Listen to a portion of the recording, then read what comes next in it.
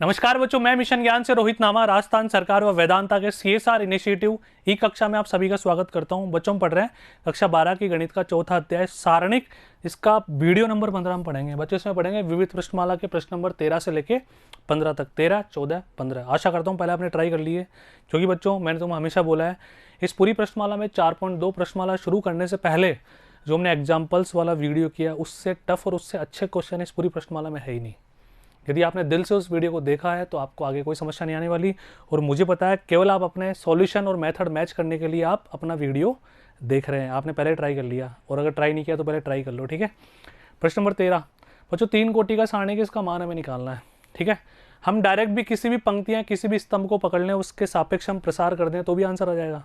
लेकिन 0-0 बनाने से थोड़ा ज़्यादा मज़ा आता है ना बच्चों, कैलकुलेशन कम करनी पड़ती है, थोड़ा दिमाग खुलता है। तो एक बार सोचे थोड़ा सा, क्योंकि बच्चों यही प्रश्नमाला ऐसी है कि आसान भी है। इसमें पहली स्टेप करने से पहले जो सोचा जाता है ना, वो सोचना बिल्कुल आनंदमय होता है, बिल्कुल, है ना। तो आ जाओ बच्चों, जीरो बनाने के लिए अपन क्या करें, ध्यान से देखो।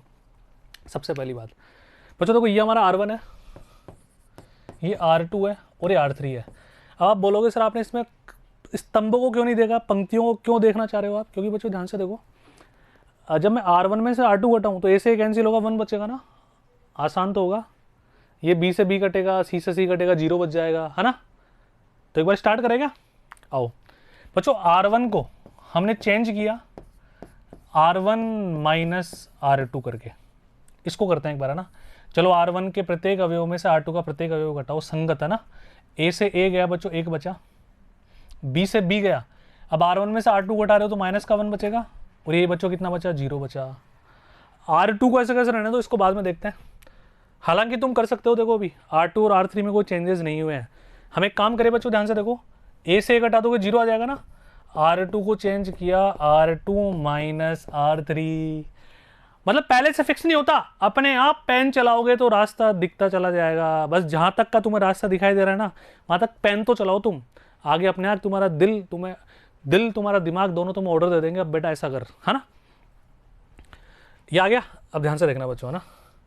A में से A घटाओ 0, ये घटाओ बच्चों 1 बचेगा, और ये घटाओ माइनस का 1 बचेगा। R2 में से R3 घटा रहे हैं, और R3 को ऐसे कैसे रहने दो, A B 1 प्लस C। अब तुम चाहो तो डायरेक्ट किसी भी पंक्तियां स्तंभ के सापेक्ष प्रसार कर दो, आंसर आ जाएगा। लेकिन एक 0 और बना ले क्या, और एक 0 बनाना बहुत आसान काम है बच्चों। कैसे, देखो ध्यान से, हम कैसे बना सकते हैं, इन दोनों को जोड़ दो, अरे 0 बन जाएंगे, फटाफट से आंसर आ जाएगा। तो एक काम करते हैं बच्चों, ये C1 C2 C3, तो एक काम करो, C1 है ना, C1 को लिखो बच्चों तुम C1 प्लस C2, पहले स्तंभ और दूसरे स्तंभ को जोड़ दो, क्योंकि मुझे दिखाई दे रहा है एक 0 और आ जाएगा पहली पंक्ति में, फिर देख लेंगे जो होगा, जो है ना। तो इसको लिखें, तो C1 में C1 C2 जोड़ दो, 1 माइनस 1 बच्चों 0, 0 प्लस 1 1, और A प्लस B ये लीजिए, बाकी ऐसे कैसे रहने दो, माइनस 1 1, और ये कितना आ गया B। नेक्स्ट 0 माइनस का 1 और 1 प्लस C। अब कैलकुलेशन करनी है। अब हम देख पा रहे हैं बच्चों, जब भी सारणिक का मान हम निकालते हैं तो हम क्या देखते हैं कि सर ऐसी पंक्तियाँ, ऐसा स्तंभ देखा जाता है इसमें शून्यों की संख्या कम से कम 2 तो हो, तब तो ज़्यादा मजा आएगा। तो यहाँ पे देखो बच्चों, पहली पंक्ति में 2 शून्य आ रहे हैं, तो हम पहली पंक्ति के सापेक्ष ही करें। अरे समझ गए क्या भावनाओं को? अब तो कर लो वीडियो पॉज करके खुद ही, ऐसे क्या कर रहे हो तुम। तो पहली पंक्ति के सापेक्ष भाई लिख लेना, ये सब बातें ये मैं बोल रहा हूँ ना, पहली पंक्ति के सापेक्ष करें तो प्लस माइनस प्लस, ठीक है। तो 0 का औपसारणिक बनाने की कोई आवश्यकता नहीं है। अब माइनस हम हमारी तरफ से भी लगाएंगे, ठीक है, और पहले से भी माइनस है, इसका औपसारणिक निकाल लेंगे। इसका औपसारणिक सर आप निकाल लो, तो ये लो निकाल लो, क्या क्या बचा, 1 minus 1 1 minus 1 A plus B और 1 प्लस C, ठीक है। और ये प्लस का 0, इसका उपसारणिक निकालने की आवश्यकता नहीं, कैलकुलेशन कर दो। माइनस माइनस बच्चों प्लस का हो जाएगा, तो इसको हटाई दो साइड में, ये आ गया 1 प्लस C। अब माइनस अपनी तरफ से माइनस लगाओगे, पहले से माइनस है तो प्लस A प्लस B, ठीक है। अच्छा बराबर में कुछ थोड़ी चल रहा है, कुछ भी नहीं चल रहा, इसका मान ही तो निकालना था, बस ये आंसर है, 1 plus A plus B plus C। आ जाओ मैच कर लो, बिल्कुल सही है। ये केवल सॉल्यूशन इसलिए ताकि जो स्टेप्स होती है ना, कई बार जो मैं बोलता हूँ लिख नहीं पाता थ्योरेटिकल, तो तुम आराम से इसको देख के वीडियो पॉज करके स्क्रीनशॉट लेके भी कर लो, लेकिन सही ये वाला होगा, इसको मान्य करेंगे। इसमें कोई छोटी मोटी एरर भी मिल जाए तो खुद निकाल लेना, ठीक है भाई। मैथमेटिक्स वाले बच्चे हो, तुम कर सकते हो ना इतना, तो चलो आगे बढ़ो। प्रश्न नंबर 14। अब तुम्हारे अंदर से आवाज़ आनी चाहिए बच्चों, खुद से जब तक आवाज़ नहीं आई ना तब तक बिल्कुल मज़ा नहीं आता। अब यहाँ पे देखो, अरे सर ये तो बहुत ही आसान है। इसमें हम देख पा रहे हैं कि पहली पंक्ति में से ए कॉमन आ रहा है, दूसरी पंक्ति में से बी कॉमन आ रहा है, तीसरी में सी कॉमन आ रहा है, स्तंभ में से ले लो, स्तंभ में से भी आ रहा है कॉमन, है ना। तो लेट स्टार्ट करें, तो तुम्हारा मन करे वहाँ से कॉमन ले लो यार, है ना। सबसे पहले अपन लेते हैं बच्चों स्तंभ में से कॉमन लेते हैं, C1 C2 C3। तो अलग अलग तीनों स्तंभों में से हम कॉमन लेने की कोशिश करें, तो आप लिखना आराम से, प्रथम स्तंभ में से ए, द्वितीय स्तंभ में से बी, तृतीय स्तंभ में से सी, उभयनिष्ठ लेने पर, है ना। ये मैंने उभयनिष्ठ लिया, इसको थोड़ा सा ऊपर करके ताकि और जगह हो जाए अपने पास। तो ए ले लिया, दूसरे में से बी ले लिया, तीसरे में सी ले लिया। अंदर क्या क्या बचा बताओ, माइनस का ए, प्लस का बी, प्लस का सी। इधर बताओ बी कॉमन लिया ना इधर, तो दूसरे में से बी कॉमन लिया ना बच्चों, दूसरे में से बी कॉमन लिया, तो हम क्या लिखने वाले हैं, ए माइनस बी और सी। तीसरे में सी कॉमन लिया तो ए बी और माइनस का सी, ठीक है। अब देखते हैं और क्या कुछ कॉमन आ सकता है क्या, ताकि और आसान बन जाए। अब देखो पंक्ति में से आ रहा है ना, कैसे आ रहा है मैं तुम्हें दिखाता हूं बच्चों। ये R1, ये R2 और ये R3। पहली पंक्ति में से ए कॉमन ले लो, दूसरे में से बी, तीसरे में सी, ये भी लिखो आप, है ना, उभयनिष्ठ लेने पर। तो एक बार और ए बी सी लोगे तो ए स्क्वायर बी स्क्वायर सी स्क्वायर आ जाएगा बाहर। तो ए स्क्वायर बी स्क्वायर सी स्क्वायर, अंदर क्या बचा ध्यान से देखना, -1 1 1 1 -1 1, फिर बताओ 1 1 -1। अब तुम अगेन 0 0 बना के भी इसको सॉल्व कर सकते हो। देखो कैसे बनाए, 0 0 0 0 बनाने में मजदूरी करनी नहीं पड़ेगी बच्चों। अब तो 0 बनाने में ज़्यादा मज़ा आने लग गया होगा तुम्हारे को। कैसे देखो सर, C1 C1 और C2 को जोड़ो, 2 0 जैसे मिल जाएंगे, देखो, है ना। तो आ जाओ, क्या लिखोगे, यहाँ पे हम लिखते हैं बच्चों C1 को चेंज किया, C1 + C2। तो यहाँ पे इसके बाद है ना, ध्यान रखना, कहीं तुम येलो मार्कर समझ के कर लो। इसके बाद वाली स्टेप है, देखते हुए चलना आराम से। तो 0 0 और 2, इसको ऐसे कैसे रहने दो, 1 -1 1। C3 को ऐसे कैसे रहने दो, 1 1 -1। अब किसके सापेक्ष करोगे बताओ, प्रथम स्तंभ के सापेक्ष ही करोगे, 2 0 आ रहे हैं इसमें ना। तो C1 के सापेक्ष हम प्रसार करें तो प्लस माइनस प्लस, तो 0 का उपसारणिक निकालने की कोई आवश्यकता नहीं है, -0 का निकालने की आवश्यकता नहीं है। अच्छा, प्लस का 2 का उपसारणिक निकालने की आवश्यकता है। इसका उपसारणिक यदि हम निकालते हैं तो 1 1 -1 और 1। थोड़ी सी कैलकुलेशन करनी पड़ेगी ताकि तुम्हें अच्छा लगे। ये प्लस का 2, ये बचा हो जो 1 + 1 2 दूनी 4, और 4 से कौन गुणा हो जाएगा, ये जो बाहर कॉमन आ रहा है ये साथ के साथ लेना हर स्टेप में। तो आंसर आ गया 4a² b² c², जो कि हमारे दाएं पक्ष के बराबर है, देख पा रहे हो ना, RHS। और इसी के साथ हम क्या कह सकते हैं बच्चों, सिद्ध होता है, इति सिद्धम। बात समझ में आई क्या, बहुत आसान है ना बच्चों, क्लियर है। बढ़े फिर आगे, पक्की बात है, चलो तो आ जाओ। ध्यान से देखिए क्या कह रहा है, सिद्ध कीजिए कि निम्न समीकरण का एक मूल x = 2 है। बच्चों इसने पहले बोल दिया कि इसमें x = 1 आंसर तो 2 आएगा, है ना। इसके शेष मूल भी ज्ञात कीजिए, यानी कि x की, कहने का मतलब यहाँ पे हो सकता है बच्चों 2 वैल्यू आ रही हो या 3 वैल्यू आ रही हो। देखते हैं, त्रिघातीय समीकरण बनेगा इस सारणिक का मान निकालने पर, या द्विघात समीकरण बनेगा। यदि द्विघात समीकरण बनता है तो हमें x का एक और मान निकालना पड़ेगा। यदि त्रिघात समीकरण बनता है तो हमें x के 2 मान और निकालने पड़ेंगे। तो स्टार्ट हो जाए।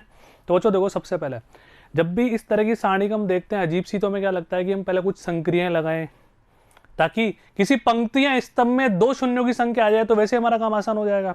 तो एक बार मैं एज ए स्टूडेंट तुम्हारे साथ साथ सोचता हूँ ना बच्चों, तुम भी सोचो, क्या इसमें 0 बनाया जा सकता है बच्चों। 0 डायरेक्ट बनाने के लिए बहुत दुख पाने पड़ेंगे इसमें। कैसे, ध्यान से देखो, इसको हमें 5 से गुणा करना पड़ेगा, 6 से गुणा करना पड़ेगा। इसको 6 से गुणा करेंगे तो बच्चों फिर क्या आ जाएगा, -6, फिर उसमें से C1 - C2 C2 - C3 करेंगे। तो बच्चों यहाँ पे डेटा बहुत बड़ा सा और अजीब सा हो जाएगा। तो एक काम करेगा, इतनी मेहनत हम संक्रियाएं लगाकर करने में करेंगे, इतने में तो कोई ज़्यादा लंबा डेटा भी नहीं है। हम किसी भी पंक्ति को पकड़ लेते हैं या स्तंभ को पकड़ लेते हैं, किसी भी पंक्ति या स्तंभ के सापेक्ष इसका प्रसार करते हैं, फिर देखते हैं क्या बनता है ना। तो बच्चों तुम्हारा मन करे वैसे कर लेना। मैं स्टार्ट हो जाता हूँ पहली पंक्ति से, है ना। तो हमने लिया बच्चों R1 के सापेक्ष हम इसका प्रसार करते हैं। तो जो R1 के सापेक्ष प्रसार करें तो प्लस माइनस प्लस ऐसा होता है ना। तो पहले अपन ने ले लिया x, ठीक है, प्रसार हम कर रहे हैं। अच्छा, इसके संगत उप सारणिक कौन होगा x का, इस अवयव का, -3x, ध्यान से देखना, माइनस का 3x, x -3 फिर नीचे आ गया 2x और यहाँ पे कितना आ गया बच्चों x + 2। पहली बात क्लियर है क्या? ठीक है, ये जीरो नहीं है, ये जो ट्रायंगल का साइन हम बनाते हैं सारणिक के लिए, है ना। अब हम लगाएंगे बच्चों माइनस हमारी तरफ से, और पहले से माइनस है तो ये माइनस और ये माइनस का 6, इसका उप सारणिक अपन निकाल लेते हैं बच्चों। इसका उप सारणिक कौन बचेगा, 2x - 3, ध्यान से देखना, 2x - 3 और फिर कौन बचा बच्चों, 2x - 3 -3 x + 2। बहुत आराम से जगह ले लेके लिखना बच्चों को, दिक्कत वाली बात नहीं है। अब ध्यान से देखो, इसमें लास्ट एंड फाइनल पहली पंक्ति का अंतिम अवयव बच्चों कौन बचा हमारे पास, -1, तो प्लस का साइन आएगा तो -1 एज इट इज हम लेते हैं। और इसका उपसारणिक हमारे पास कौन बचा उसको भी देख लेते हैं बच्चों। इसका उपसारणिक बचा 2 - 3x, ध्यान से देखना, 2 - 3x, -3 और 2x, -3 और 2x, इसको सॉल्व करते हैं बच्चों। अब एक कैलकुलेशन बहुत आराम से तुम्हें करना है, प्लस माइनस की मिस्टेक बिल्कुल नहीं करनी बच्चों। तो आ जाओ, पहले x को ऐसे कैसे रहने दो, कोई दिक्कत वाली बात नहीं है। अंदर वाले ब्रैकेट को सॉल्व कर लो पूरा, बोला अंदर वाले सारणी को ब्रैकेट में लिख लेते हैं ना। मल्टीप्लाई करो बच्चों, -3x², ठीक है, -3x को 2 से गुणा करो, -6x, कोई दिक्कत। अब माइनस करेंगे तो प्लस का 2x², तो -2x², माइनस का 6x तो प्लस का 6x। अरे भाई माइनस का तो 6x मल्टीप्लाई करने पा गया, लेकिन इसमें से जब मल्टीप्लाई करके ये माइनस करते हैं तो माइनस माइनस क्या हो जाएगा, वापस प्लस हो जाएगा। ये माइनस माइनस बच्चों क्या हो गया, प्लस का 6। इधर आ जाओ, 2 को मल्टीप्लाई करो बच्चों, 2x + 2 दूनी 4। यहाँ गया माइनस का 3x, लेकिन माइनस करोगे तो प्लस का 3x। यह गया प्लस का 9, माइनस करोगे तो माइनस का 9, ठीक है। ये -1 एज इट इज बच्चों, यहाँ पे आ गया 2 दूनी 4x प्लस यानी कि -3 × 9x। अब इनको आप सेग्रीगेट करके लिख दो तो बच्चों क्यूबिक इक्वेशन बनी, यानी कि त्रिघातीय समीकरण हमारे पास बन गया। आगे बच्चों देखो, इसमें 10th क्लास की बातें भी काम आएगी। देखो मैथमेटिक्स तो लिंक्ड होती है, ऐसा नहीं है कि 12वीं क्लास की मैथ्स पढ़ रहे हो तो केवल 12वीं की काम आएगी। जो बचपन से आप पढ़ते आ रहे हो, 5वीं 6वीं 7वीं 8वीं 9वीं 10वीं 11वीं, वहाँ तक का निचोड़ 12वीं में काम आता है, ठीक है। चलो, कैलकुलेशन बिल्कुल आराम से बिल्कुल मेरे साथ साथ करनी है बच्चों, तुम्हारे को ध्यान से देखना। एक बार इसको सॉल्व कर देगा, ये दोनों तो कैंसिल हो गए, माइनस का 6x प्लस का 6x। चलो थोड़ी आफत तो कम हुई। x को -3x² से मल्टीप्लाई करो, -3x³ आ गया यहाँ पे, ठीक है बच्चों। x को -2x² से गुणा करो तो माइनस का, है ना भाई। ध्यान से देखो, यहाँ तो इन दोनों को तुम पहले जोड़ लेते तो माइनस का 5x² आ जाता। चलो कोई बात नहीं, ऐसे कर लेते हैं ना।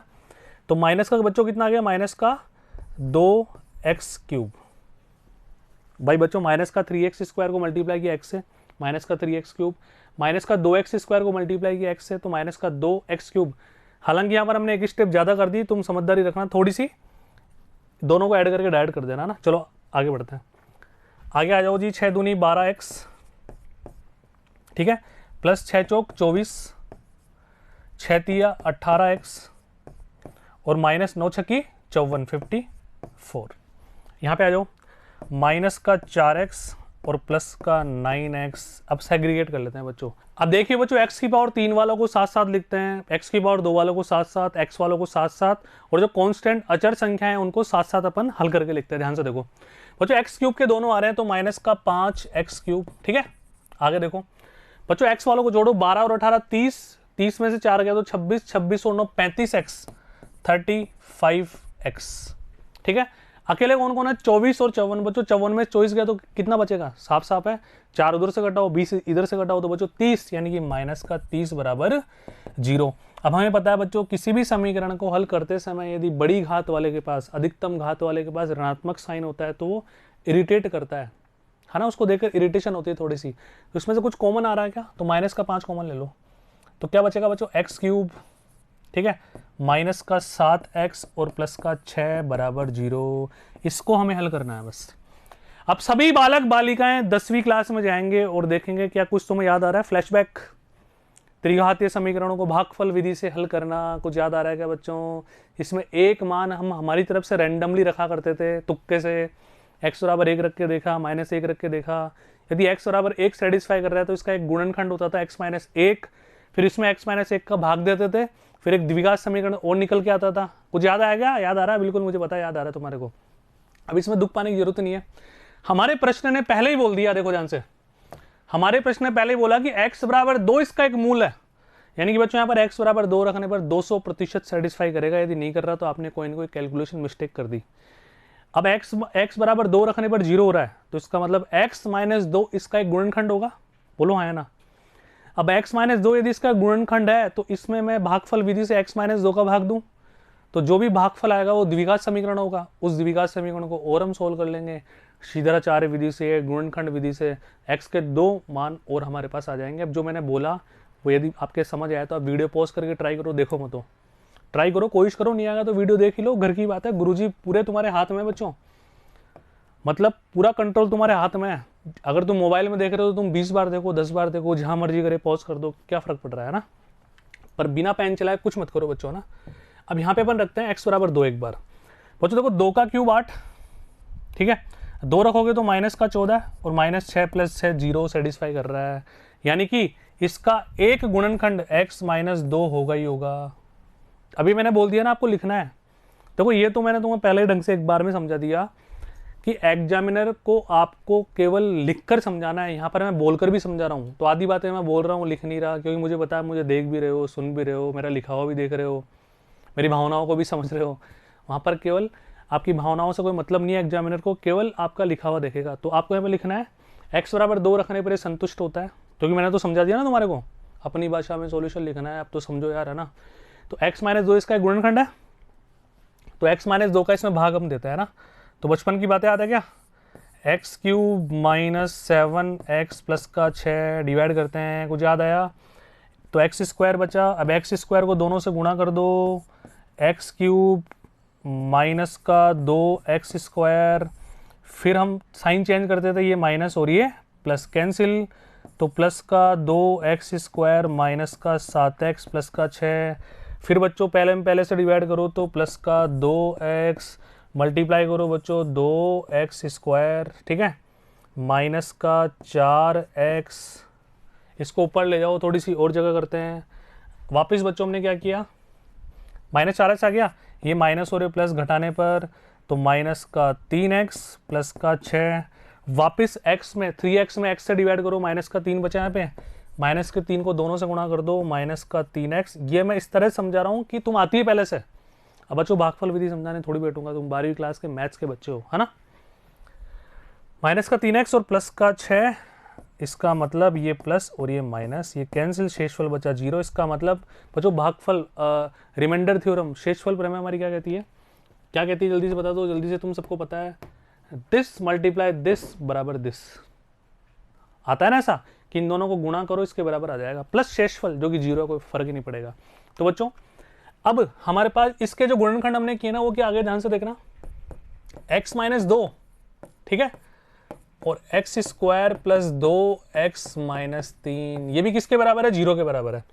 तो एक आंसर तो आ गया x बराबर 2, इससे तो छेड़खानी करनी नहीं है, ये तो पहले भी प्रश्न है, मैं हमें दे दिया, ठीक है। अब इसके गुणनखंड करते हैं बच्चों, x² प्लस 2x-3 बराबर 0। अब तुम लगा दो बच्चों बिना सोचे समझे शीघ्राचार्य फॉर्मूला। यहाँ अगर गुणनखंड तुम्हें विदिन 10 सेकंड स्ट्राइक हो रहे हैं तो आराम से गुणनखंड सोच लो कि गुणा करने पर तो क्या आना चाहिए, माइनस का 3x² और जोड़ने पर आना चाहिए 2। तो कैसा पॉसिबल है बच्चों? बिल्कुल आराम से पॉसिबल है, देखो ध्यान से इधर आओ, x², ठीक है, प्लस का 3x माइनस x और माइनस का 3 बराबर 0। चलो दो के हम वो बनाते हैं बच्चों पेयर, यहाँ पे और यहाँ पे x कॉमन लिया तो क्या बचा, x प्लस 3, यहाँ पे माइनस का 1 कॉमन लिया तो क्या बचा, x प्लस 3 बराबर 0। क्या ब्रैकेट के अंदर वाली जनता समान है? तो उनको एक बार x प्लस 3 बराबर 0, x माइनस 1 बराबर 0, तो आंसर आ गया x बराबर -3 और प्लस का 1। तो तीनों आंसर आ गए बच्चों, 1 2 माइनस का 3 या -3 1 2। तो प्रश्न ने यही तो पूछा था, हमने निकाल लिया। बहुत आसान है क्या? मैच कर लेंगे x बराबर 1 और -3। तो बच्चों प्रैक्टिस करते रहो। मेहनत करोगे तभी सफलता मिलेगी। लेकिन गणित में मेहनत करने का बस एक ही इलाज है बच्चों, एक ही मूल मंत्र है, प्रैक्टिस प्रैक्टिस प्रैक्टिस।